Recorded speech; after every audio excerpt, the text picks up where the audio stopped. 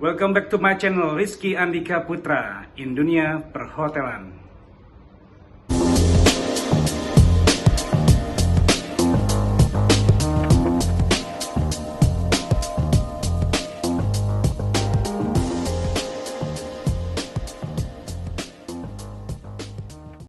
Oke guys, jangan lupa di subscribe channelnya dan bunyikan loncengnya. Oke guys, kali ini kita akan mengundang salah satu profesional hotelier yang sudah mempunyai pengalaman selama 30 tahun di hospitality industry dan juga pernah mengantongi jabatan sebagai general manager di beberapa properti. Dan yang membuat saya tertarik adalah artikel beliau yang selalu diposting di sosial media. Nah, kita simak dulu tulisan beliau.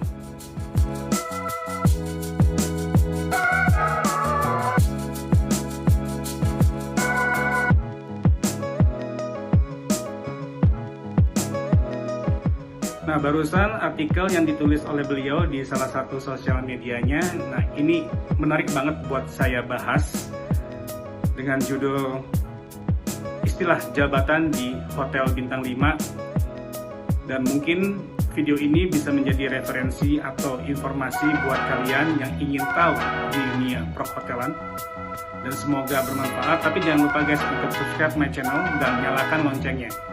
Oke, gak usah lama-lama lagi, langsung saja kita bincang-bincang dengan beliau, dengan Pak Budi. Di director, jadi keren. Nah, itu jualannya sama dengan Anda kopi tubruk kalau di tempat Anda. Ya kan, kalau di hotel menjadi blended cafe, harganya sudah beda mas. Kopi plastik seperti director of sales, director of marketing, atau director of sales and marketing, yaitu itu jualan aja. Pangkatnya dia ya sama, tetap manajer di bawah GM.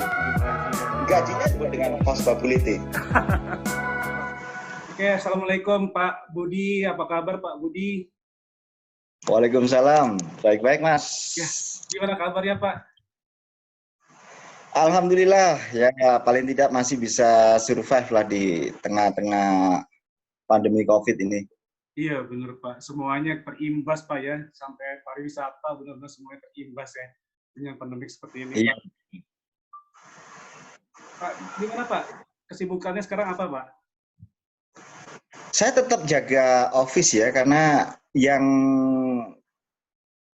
incas untuk satu gedung itu kan harus ada ketuanya atau komandannya. Nah, kebetulan saya yang incas. Iya. Pak, saya tuh sering banget ngelihat postingan Bapak di sosial media, artikel-artikel Bapak. Nah, ini jujur aja, saya tuh kepo Pak sebenarnya Pak, diam-diam merhatiin postingan Bapak tuh, artikelnya di sosial media. Nah, ada salah satu artikel yang saya tuh benar-benar tertarik banget untuk membahas di sini. Kebetulan memang saya nih sedang bikin konten mengenai dunia perhotelan. Dan satu artikel ini yang pengen saya bahas di sini adalah yang pertama mengenai jabatan di Hotel Bintang 5, Pak. Nah, oke, baik. Kalau tidak salah itu kemarin tuh ya, saya terbitkan. Saya menulis per hari ini sudah 58 series, berarti 58 hari itu sudah tidak aktif di office secara 100% ya. 58 hari, hampir 2 bulan kita ini sudah tidak aktif nih di kantor. Setiap hari saya rilis satu tulisan. Backgroundnya adalah saya seorang kolumnis dulu 30 tahun silam. Selama 10 tahun saya menjadi kolumnis di Bali Post. Kemudian setelah saya aktif benar-benar fokus di dunia perhotelan, saya udah lepas menulis saya hingga baru kemarin aja pada waktu ada pandemi ini memberikan inspirasi bagi saya mulai nulis lagi deh, karena banyak waktu gitu ya, saya nulis lagi ya buat mengenai pekerjaan hotel, mengenai all about hotelier. Nah, salah satunya adalah kenapa pangkat-pangkat di hotel itu lucu-lucu gitu ya. Iya benar. Keren-keren. Anda bisa bayangkan untuk seorang supervisor di sales, dia kalimatnya indah sekali, sales executive. Kemudian ada account executive, dia menggunakan kata executive. Sementara manajernya dia menggunakan director of sales, director of marketing. Nah, kalau kebetulannya mereka menggunakan DOSM, director of sales and marketing. Di FB juga gitu, ada namanya FB director, macam-macam. Nah, nanti ada kalau gabungan antara room dan housekeeping, mereka menyebutnya dengan room division manager, lebih gagal lagi. Nah, untuk wakil yang umum itu memang executive assistant manager, tapi ada yang menggunakan residence manager. Nah, pertanyaan banyak orang, Pak, kenapa seorang manajer bisa entitled menggunakan kata-kata yang fantastik seperti Director of Sales, Director of Marketing, atau Director of Sales and Marketing? Ya itu jualan aja. Pangkatnya dia ya sama, tetap manajer di bawah GM. Gajinya juga di bawah GM. Cuman kalau kita berhadapan dengan customer, klien ya, biasanya khusus untuk korporasi tidak ada masalah. Director of Sales. Jadi kalau menandatangani kontrak, itu Director of Sales atau Director of Sales and Marketing. Nanti kalau ada acara event besar, yang menandatangani biasanya bukan banquet manager lagi, tapi FB Director. Jadi keren.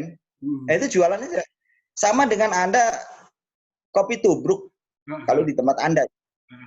Ya kayak kalau di hotel menjadi blended cafe, harganya sudah beda, Mas. Kopi tubruk cuma 10.000, kalau di hotel bisa 50 sampai 100.000 untuk blended cafe. Hanya merubah namanya doang dan tempatnya. Itulah yang menjadikan hotel itu saya selalu mengatakan unik dan paradok ya, seperti itu. Berarti the power of name, Pak, ya. Iya. Nah, itulah kenapa banyak teman-teman itu kala mengalami pandemi seperti ini, ada sebagian yang anak-anak milenial itu kaget. Kenapa? Karena dia harus kehilangan atribut-atribut. Orang hotel, Mas, kerjanya tuh selalu pakai jas ya. Kerjanya tuh selalu pakai jas. Terus kalau yang perempuan nih, dia kerjanya biasanya pakai baju-baju adat atau baju-baju yang bagus. Itu khusus. Tapi Anda tahu berapa gaji mereka? UMK, Mas. Yang di depan-depan tuh UMK. Untuk lini depan tuh yang kita sebut dengan rank and file ya. Hanya UMK. Ditambahin dengan uang servis. Kelebihan mereka ada uang servis. Nah, oke. Tidak sesuai dengan pakaian glamor. Apalagi Anda melihat seorang sales hotel, kalau mereka melakukan sales call, pakaiannya mewah banget, glamor banget, Mas. Dan dari atas sampai bawah itu glamor banget semua. Nah, ya kenapa ya? Karena jualan, Mas. Tampilannya seperti itu. Bahkan mobilnya ada yang menggunakan konsep mobilnya berlogo. Oh gitu, Pak, ada, Pak, ya? Ada. Yang hotel-hotel baru kebanyakan pakai hotel berlogo. Tapi kalau hotel-hotel yang lama mereka cenderung untuk tidak menggunakan logo khusus untuk marketing ya. Karena apa? Jadi itu seolah-olah entitled pada dirinya. Kalau mobil berlogo itu mobil operasional, Mas, untuk jemput tamu. Nah, sehingga memudahkan tamu, oh that's my car gitu ya. Tapi kalau untuk pegawainya sendiri, marketingnya sendiri, dia biasanya menggunakan termasuk mobil GM itu tidak ada logo, Mas. Itu untuk menghilangkan kesan bahwa mereka bukan lagi dari dari lembaga hotel A, B, C itu ya, tapi dari boleh dikatakan saya adalah saya, ini pakaian saya, ini yang kita jual, ini baru sayanya. Apalagi hotel saya. Anda pasti percaya kan? Nah, itu yang terjadi. Dan kehebatan orang-orang marketing hotel, Mas, mereka ready 24 jam. Ada bisnis apapun, Anda telepon, diangkat, dan langsung di follow up. Itu profesionalitas orang-orang sales marketing hotel tidak diragukan lagi lah. Hampir semua itu, hampir semua. Mau dari yang paling bawah, yang disebut dengan itu tadi, yang paling bawah, kalau di sales itu tidak ada kata staff tuh. Staff itu hanya ada di kantor. Nah, yang bergerak mereka minimalnya sales eksekutif. Itu artinya supervisor, Mas. Jadi menggunakan kata-kata eksekutif. Nah, Yang lebih lucu lagi, naik ke atas. Secara GCK tidak ada yang namanya CEO, Managing Director. Kalau Anda lihat di travel agent, pokoknya di industri pariwisata ya, industri pariwisata, itu mereka menggunakan bukan dirut, Mas. Apa itu? Menggunakan Presiden Director aja, hampir jarang. Mereka lebih cenderung menggunakan MD, Managing Director, atau CEO. Nah, itu udah keren banget Pak namanya. kenapa? Udah keren banget namanya CEO, udah atas banget ya jabatannya itu. Iya. Kalau CEO itu kan Inggris Amerika. Iya. Chief of Officer. Iya. Chief Executive Officer itu kan CEO. Itu Inggris Amerika. Kalau Inggris Britain yang kita sebut dengan kalau kita belajar bahasa Inggris biasanya ada aliran Amerika, aliran Inggris, gitu kan? Nah, yang aliran Amerika mereka menyebutnya CEO. Kalau aliran Inggris mereka menyebutnya MD, Managing Director. Nah, kalau aliran daerah kita yang paling banyak ya juragan. Lagi kalau di tempat tinggal saya juragan kumaha, kumaha juragan gitu aja. CEO itu Mas. Iya. Dia yang berkuasa penuh. Cuman hebatnya kalau juragan itu kebanyakan dia yang mengepalai operasional dan lain-lainnya, dan dia yang punya owner. Kalau di hotel tidak. Owner itu karena secara hukum struktur organisasi di dalam PT itu tidak boleh campur. Pemilik sama direktur itu nggak boleh satu, Mas. Iya benar. Karena itu mereka narik anaknya. Yang paling banyak adalah koleganya jarang. Koleganya. Ya anaknya, menantunya untuk dijadikan sebagai direktur dan komisarisnya. Kalau komisarisnya itu satu, ya cukup komisaris. Direkturnya satu, ya cukup direktur. Kalau lebih dari satu, berarti ada utama. Komisaris dan komisaris utama yang disebut dengan Dewan Komisaris. Ya. Kemudian direktur dan direktur utama yang disebut dengan Dewan Direksi. Ownernya pemegang saham. Tapi di hotel, mereka nggak kenal dengan owner, Mas. Maaf, mereka nggak kenal dengan pemegang saham. Yang tahu bagi mereka adalah owner. Udah. Terkadang orang hotel itu tidak tahu siapa direktur dan komisarisnya kalau hotel-hotel besar itu. Karena direktur yang hotel-hotel chain ya, direktur dan komisarisnya itu ada di Jakarta. Dan mereka jarang ada di sana. Nah, pengalaman saya, nama direktur dan fotonya, direktur utama, komisaris utama, itu dipasang di majalah dinding. Pak Budi, tadi banyak banget yang udah dijelaskan Pak Budi ya. Ya mungkin ya ada sedikit pesan Pak untuk para subscriber saya kalau misalkan ingin terjun ke dunia perhotelan atau kiat-kiat apa yang harus dilakukan ketika dia memang sudah menjadi sebagai apa bilang tadi Bapak hotelier hotel babulier ya Pak. Oke, baik. Yang pertama yang saya inginkan adik-adik semua kalau memang benar-benar ingin menjadi general manager ataupun menjadi CEO di kepengurusan hotel, nomor satu Anda harus siap untuk menjadi seorang babu. Berat sekali. Kenapa? Karena Anda downgrade betul. Anda bukan siapa-siapa lagi. Anda adalah pembantu, titik. Dan itu ilmunya hampir semua orang-orang hotel seperti itu. Nah, pesan saya, nikmati pekerjaan itu. Yang kedua adalah, orang hotel dituntut paling tinggi adalah integritas. Kenapa? Karena trust, kepercayaan perusahaan, kepercayaan tamu kepada Anda. Kebayang nggak? Anda membersihkan kamar, tamunya tidak ada. Di dalam kamar itu bisa saja ada uang puluhan juta, ada barang berharga. Dan tamu percaya, dilepas begitu saja. Dan hampir tidak pernah terjadi sesuatu. Itulah orang hotel. Anda bisa bayangkan.